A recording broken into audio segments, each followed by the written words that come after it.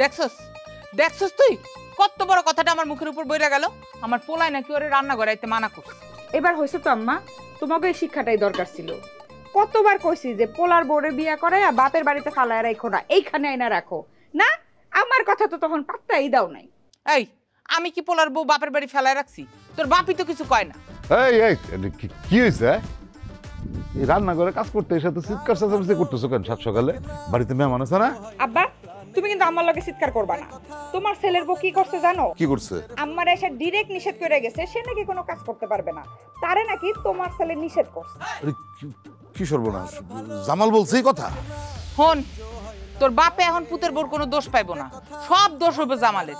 এই লোকের কারণে আমি পুতের বউটা মানুষ করতে পারিনি। ব্যাককলের মতন কথা কইও না, মুখটা বন্ধ করো। যেটা বুঝো না সেটা নিয়ে খালি চিৎকার চেঁচামেচি করো। চিৎকার করবো না তো কি করবো আব্বা? তুমিই কও। ওই মহিলা আর তার মাইয়া এসে যা শুরু করছে, কোনো মানুষ সহ্য করতে পারে? তুমিই কও। কথায় কথায় বাড়ি সবাই অপমান করতেছে। হ্যাঁ, আমার তো ইচ্ছা করতেছে ওই মহিলার চুলের মুঠি ধরে বাড়ি থেকে বাইর করে দিই।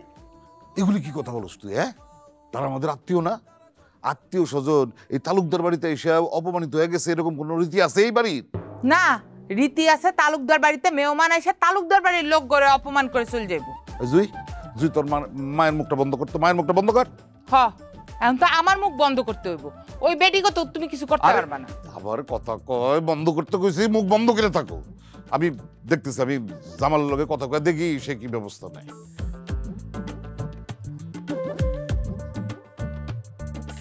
আম্মা আমার মাথায় একটা বুদ্ধি এসেছে, চলো একটা কাজ করি। আমরা সবাই মিল্লা ওই মহিলারে বাইন্দা তারপর একটা শিক্ষা দিই, পরে যাওয়াইব দেখা যায়। ওই বেটির শিক্ষা দিবি কি? আগে তোর বাপের শিক্ষা দে। ঘরেরটা ঠিক না করে পরেরটা ঠিক করবো কেমনি?